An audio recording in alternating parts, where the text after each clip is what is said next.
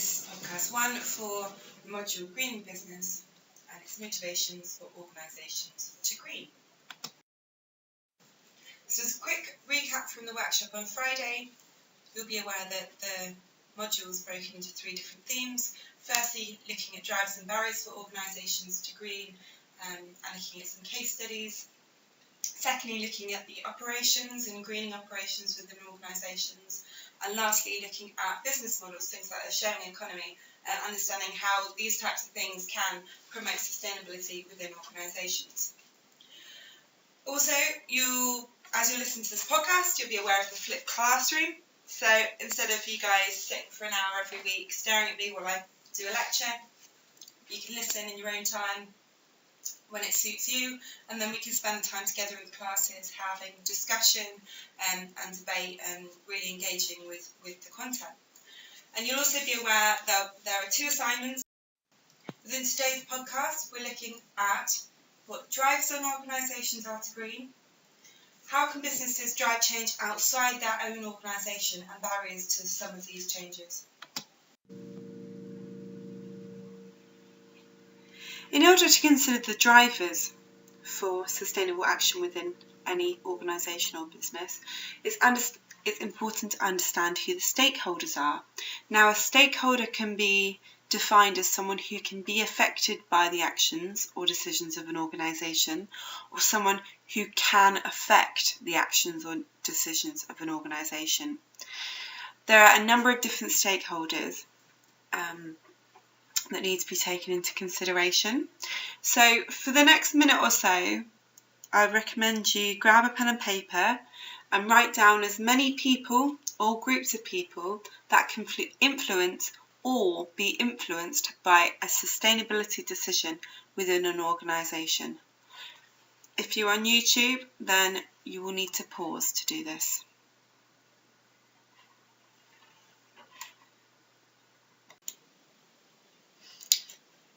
So hopefully you've got some similar stakeholders as me. So I've divided mine into internal and external. So internal, you've got the staff, you've got the management team, who you may believe have slightly more control over how the organisation is run than the other staff. You have shareholders within business, and trustees within charity and third sector. Now, the shareholder board and the trustees in these organisations don't have any control over the day-to-day operations of the organisation, but they are in control of the direction that the organisation goes and in charge of governance procedures. Now, externally, you have the customers, obviously if it's the product or service that's being provided by a business. Or if you take, for example, a university, you could say the customer is the student. You have the supply chains. So if you think about the amount of stuff that is bought by any organisation or business, either for their operations, for example, the chairs and tables for their staff to sit at and put their laptop on, or if you think about where the materials come from for products, that's the supply chain. And then you have government. Government's very important when it comes to legislation and can have quite a large impact on the sustainability of different organisations. You have consultants, so consultants could, I suppose, be seen as internal sometimes as well, but organisations will hire consultants for short-term projects to increase the sustainability of a product or procedure. So these consultants can have quite a high influence dependent on their background and interests on the outcomes of those projects. You have the media.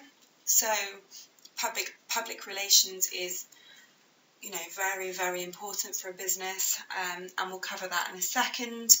You've got professional bodies. So, for example, you have the Institute of Environmental Managers and Assessors. Now they have a professional qualification that you need to undertake as an environmental manager. The content that goes into that assessment will then influence every organisation. One of their accredited workers then work for. You have pressure groups, so these could be charities or these could be very vocal individuals. And then you've got society at large. We are all stakeholders in every organisation. So a few notes that I put on here. Customer, this is a phrase that you might come across when you're reading a bit more. You have business to consumer. So imagine a telephone that's been provided by, say, Apple. They're a business to consumer company. They develop the product and a consumer, like us, buys that product. But you also have behind the scenes a lot of business to business companies as well. So if you think about where that phone comes from, yes, Apple put it in nice packaging, they order it, and they send it to us as a consumer, but there are so many businesses behind that we never engage with at all, that only engage with other people within the supply chain, and they're called business to business companies. And sustainability drivers within these two different organisations are slightly different. And then lastly on here we've got trade unions. So a trade union is an organisation that staff join into to support them when it comes to employment law and employment rights. There are different trade unions for different sectors, and Keele has 3 different trade unions that exist within it.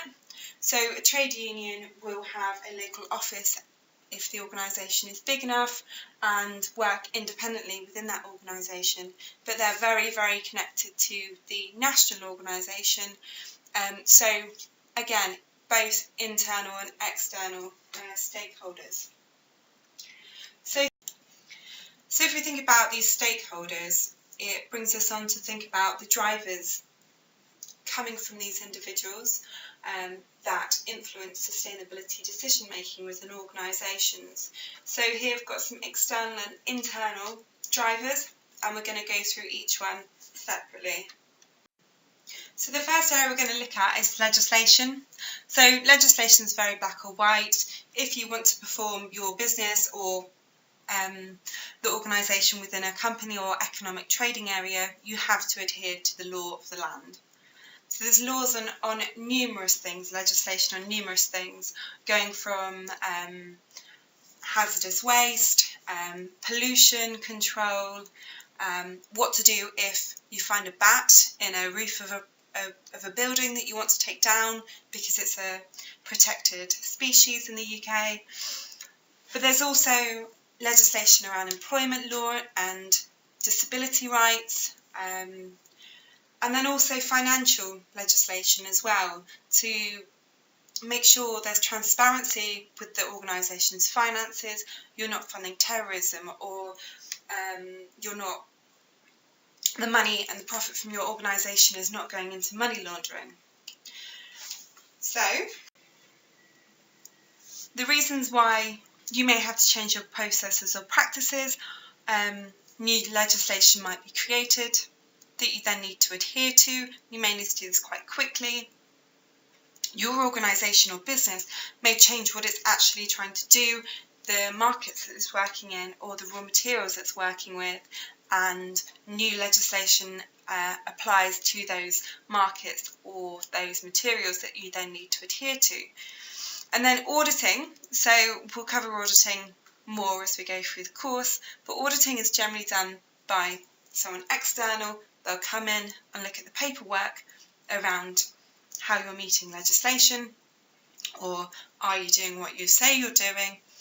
And an audit may come in and say, actually, you're not meeting this legislation and you need to change your policy and practices to ensure you do.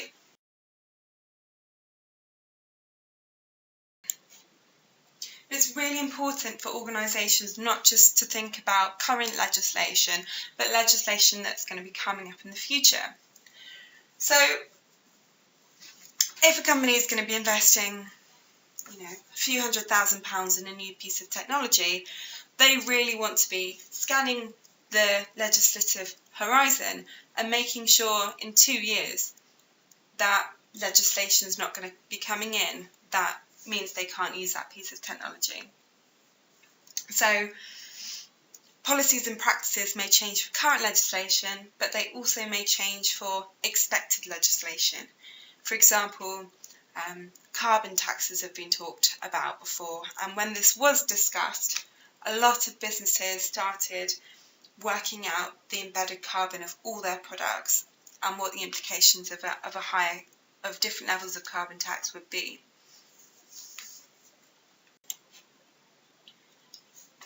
So the second driver we'll talk about now is increasing your market share. So if you think about the total number of people who get quick food over lunchtime, then you could say that McDonald's, which is where this logo is from, has a set number of people that will go into their organisation. So that's their share of people who get quick food at lunchtimes. So that's their market share. And they want to increase their market share, and one way they may see to do this, and they have done, is to try and increase their sustainability credentials. So a lot of people didn't go to McDonald's or wouldn't go to McDonald's because of issues around the sourcing of their products and implications around deforestation in Southern America, and also issues around the inability for their staff to unionise. So, as mentioned before, unions are organisations that support individuals to generally enforce their employment rights.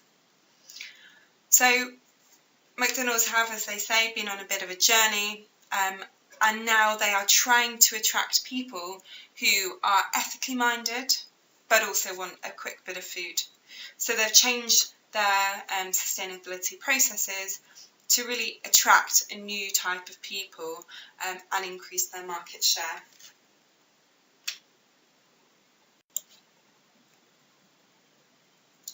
So drive number 3 that we'll talk about is breaking into new markets. So Coca-Cola as a brand and as a drink, we're going to find it very, very challenging to break into the health food market. They tried with the Coca-Cola Light.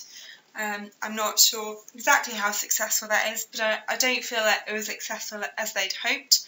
And what they've done to try and get into this health food market, a brand new market for them, is to buy up Innocent Smoothies. You wouldn't know Innocent was owned by Coca-Cola unless you read it somewhere. It's not very obvious on the marketing or on the bottles. But Coca-Cola see Innocent Smoothies sold as a sustainable alternative to fizzy drinks as perhaps the future of where drinks are going. And this has really driven their business decision.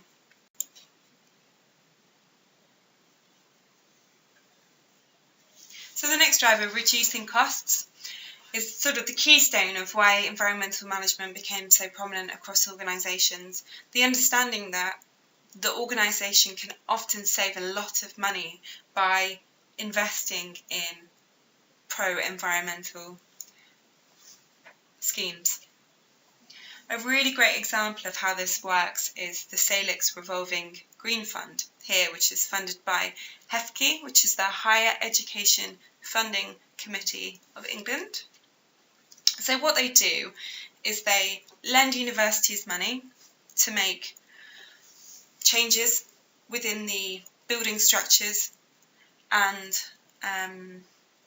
the lighting and the heating, etc., to save carbon, and money saved within these projects are then used to go back to HEFCE, to go back into the fund to then fund future projects for other organisations. So this is a revolving fund. The money comes out, the money goes back in from the savings made.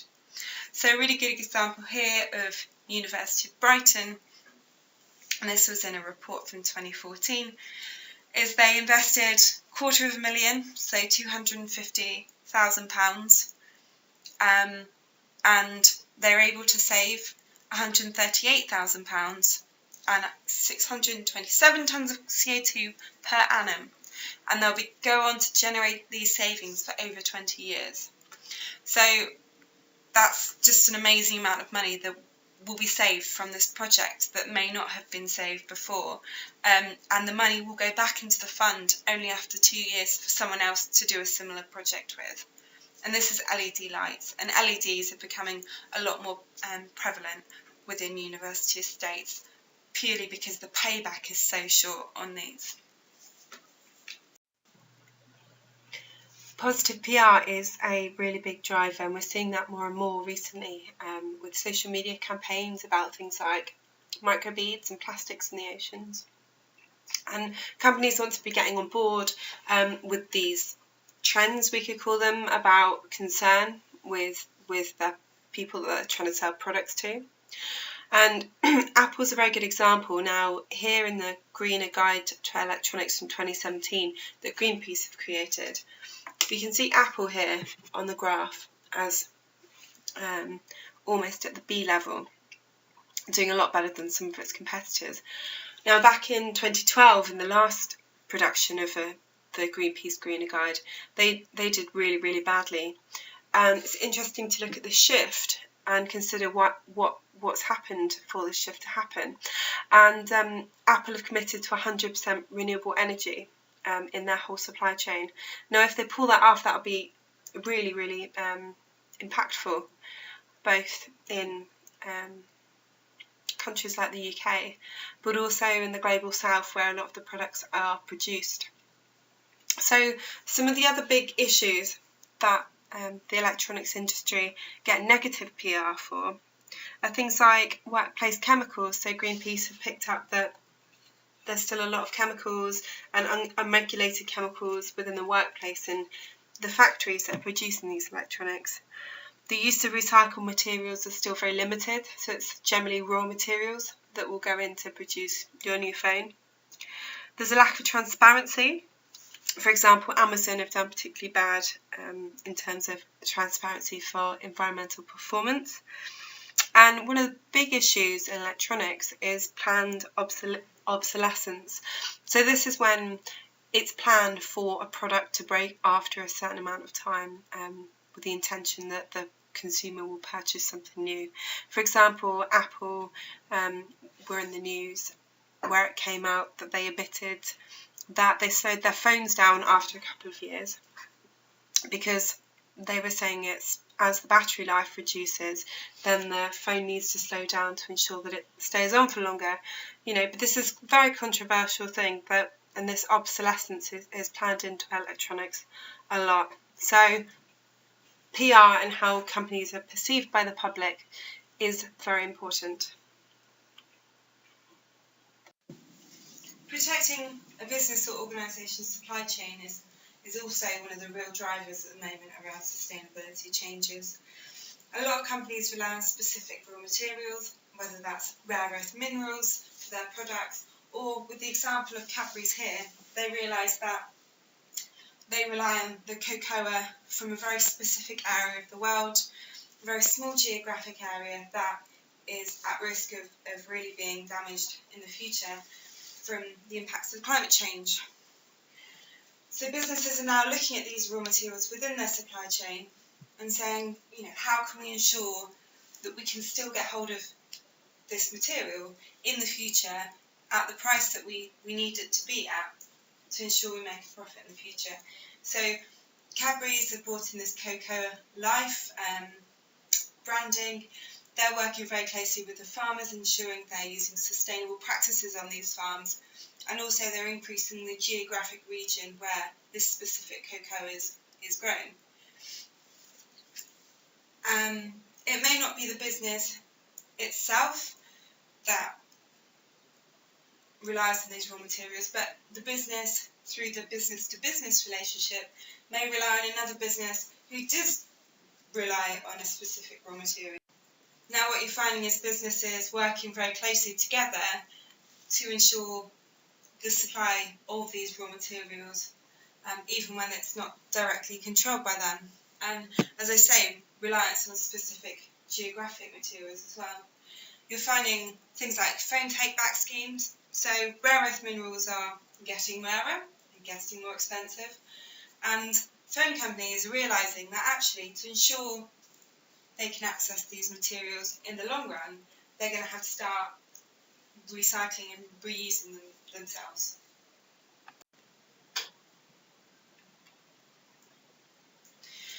And it's also important, in terms of supply chains, that you know what's going on in them. Many of us will have seen on the news the threatened mass suicide at the company that supplies Apple phones. So Foxconn factory, and I think in the end there were some suicides, which is incredibly sad. So Foxconn is in Apple's supply chain, and they produce a lot of the materials that go into the phones that then are given to the consumer. So Foxconn are a business-to-business organisation.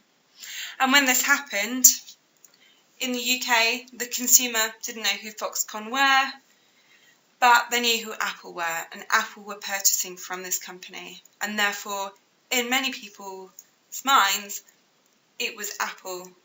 It was an Apple factory that these things and these bad employment practices were happening at. So Apple were getting the bad press and the bad PR from a company within their supply chain. You're over halfway through now, so if you haven't already, I recommend you pause and take a 5-minute break. We've looked at some external pressures, but internal pressures are also really important. Imagine you were offered 2 jobs. The jobs were exactly the same hours, same distance from your house, same type of work. One organisation, which is a business that extracts raw materials, we're going to offer you £33,000 a year. And the other organisation was a charity that supports women who have suffered from domestic abuse, and they offer you £2,000 less. Now, which job would you choose? This is quite an extreme example, but research has found that people will accept a much lower wage if the organisation's values match their own.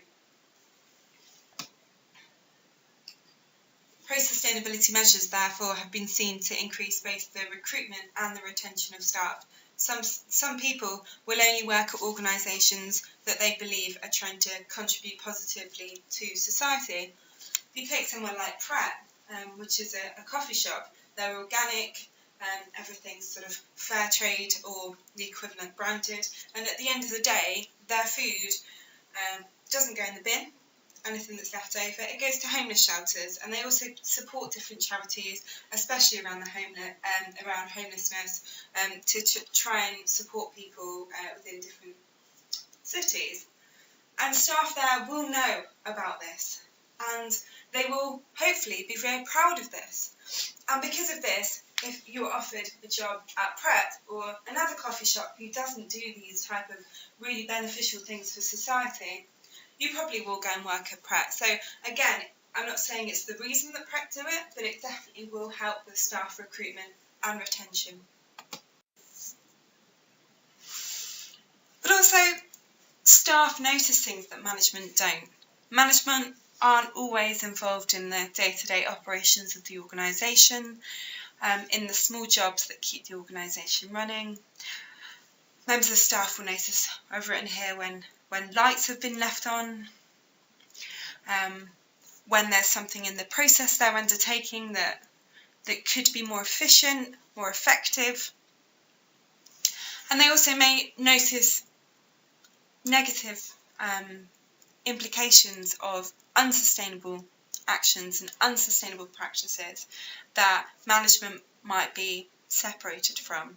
So staff are a really amazing group of people within an organisation to push through sustainable changes, suggest them, but as we'll come on to later, they can also get in the way of sustainable decisions.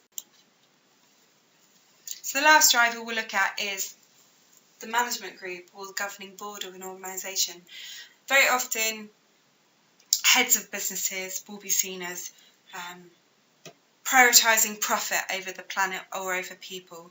You know, they're responsible to their shareholders, and the shareholders don't care, and it's all about money.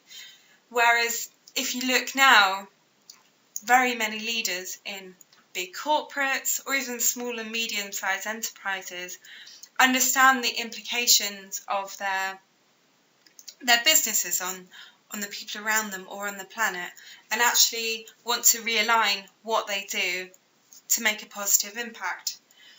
So one of the iconic people that discusses this is Ray Anderson, who was the managing director of a company called Interface. Now, Interface are a very, very big carpet company. They're not so famous in the UK, but they're really big in the US. And he had an epiphany moment, really, that made him realise what his business was doing wasn't sustainable, and he didn't want to be part of that anymore. So there's a little video now of him talking about this journey.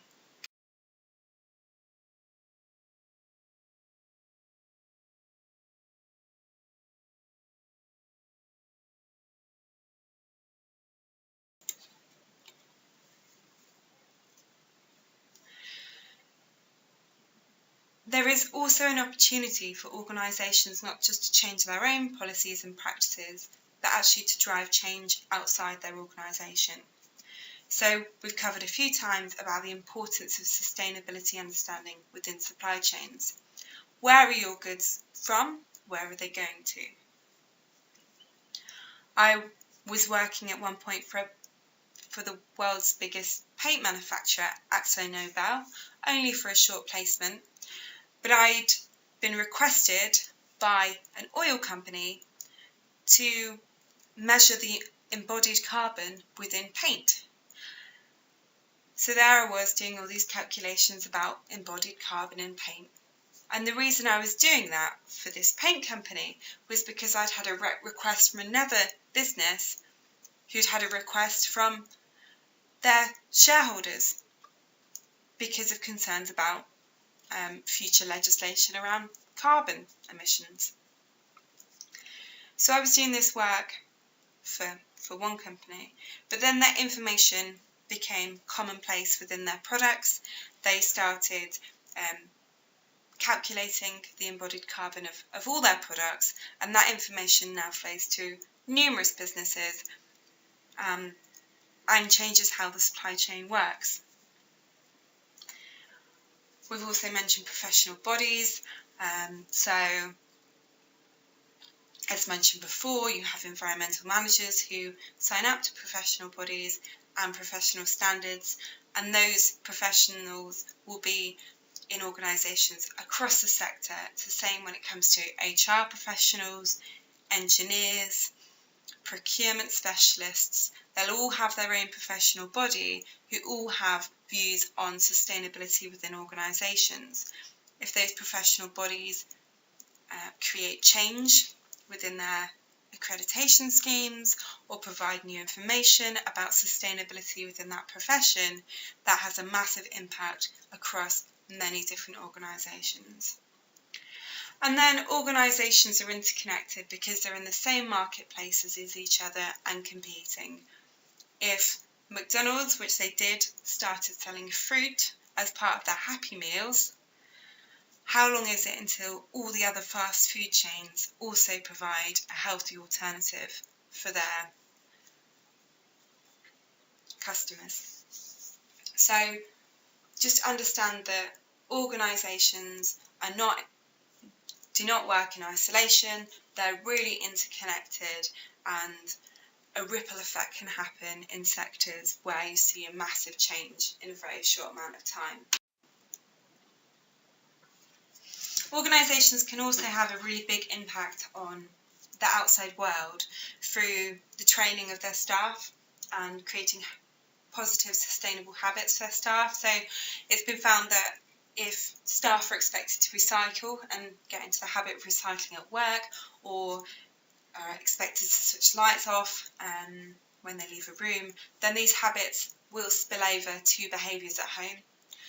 It's also about being found the other way. So the more you recycle at home, the more you recycle at work. It's just creating norms in people's everyday lives. So showing that sustainability is really important with everything an organisation does will have an impact on how individuals see sustainability when they leave work.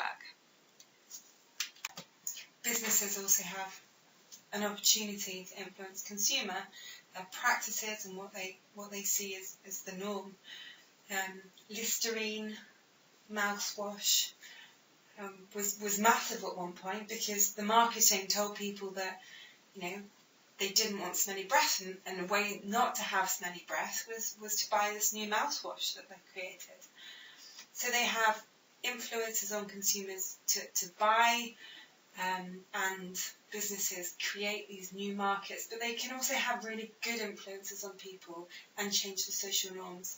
So about 10 years ago, it was completely normal to wash clothes at 60 degrees, if not higher, and people would still expect their clothes to hold together.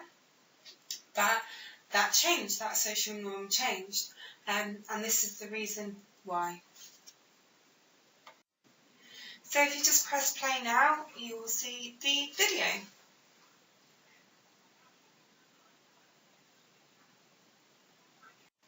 So we've talked about some of the drivers, that it's really important to be open and honest about the barriers to sustainability change within businesses and organisations.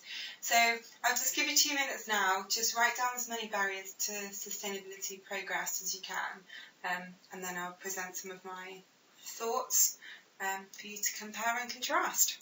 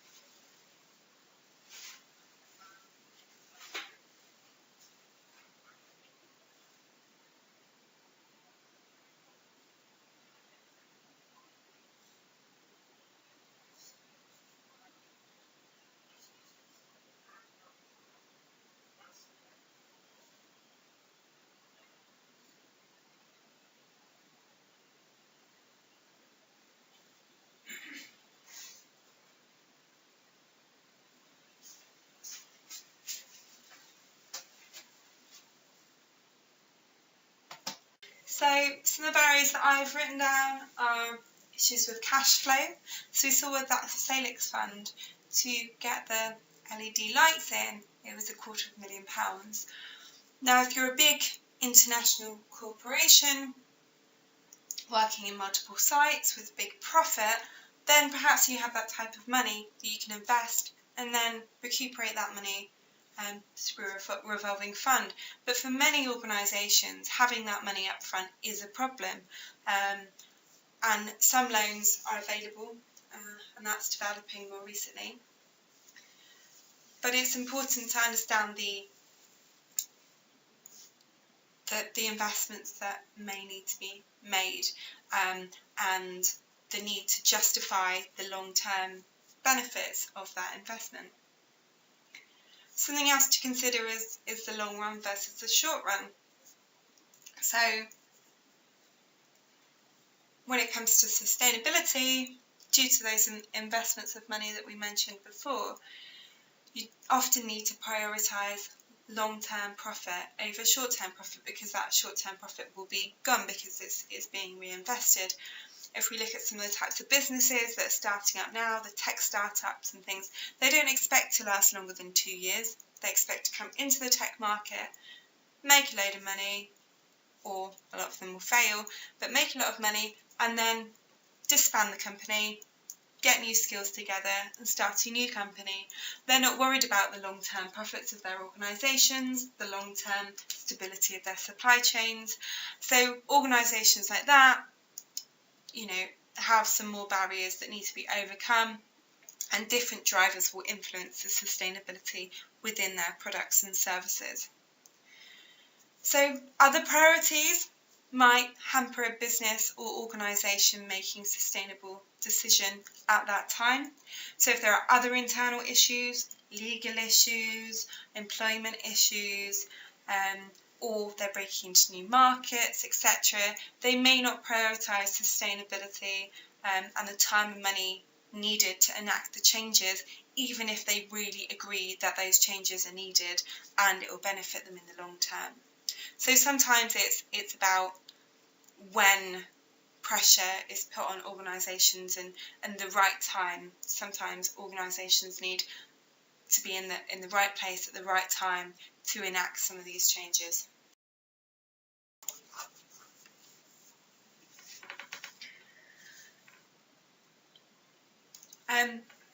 Another barrier is lack of clarity on what the right decision is.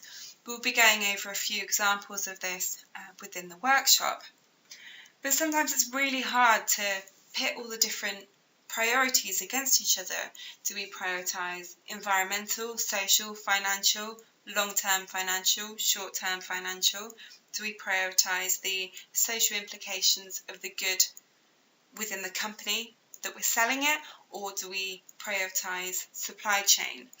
Do we and when it comes to something, say, carbon versus water implications of a product, which do we prioritise?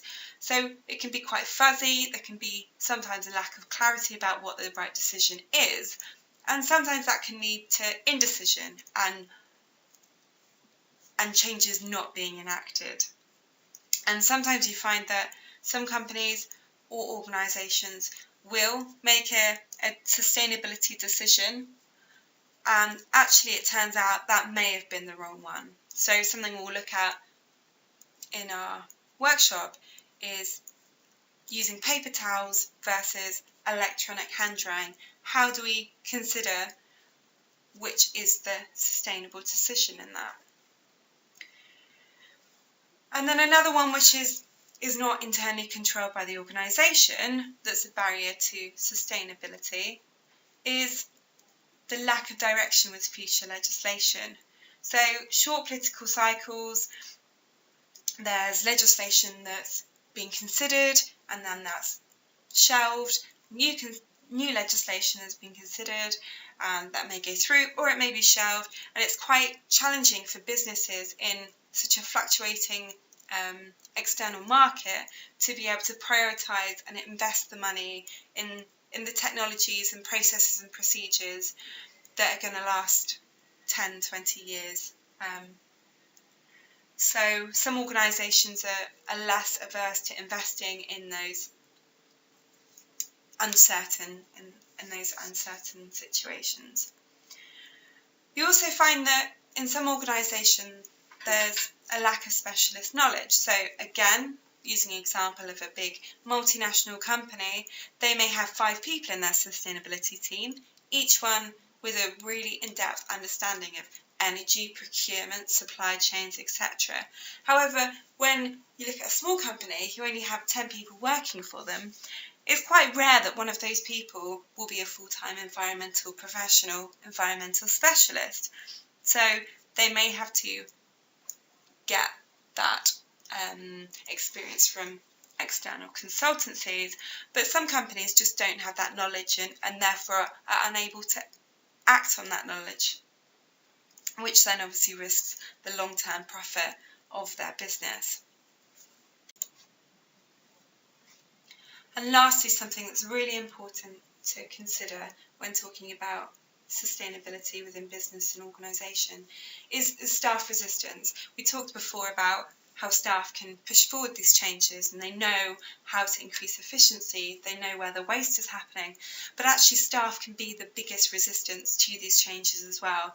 Individuals who've been in roles for a very long time will have certain expectations of that role, and will resist change. And it's something that has to be considered very strongly by management, by the people trying to enact these changes, ensuring that they take their staff with them at all times. That's everything from today's podcast. What you've learnt today we will go over again in part in the workshops together, and the concepts will be useful for both of your assignments. So the first workbook is available on the KLE under individual assessed workbook. If you go on there, you'll be able to make a start on questions 1 and 2. I look forward to seeing you at the next session.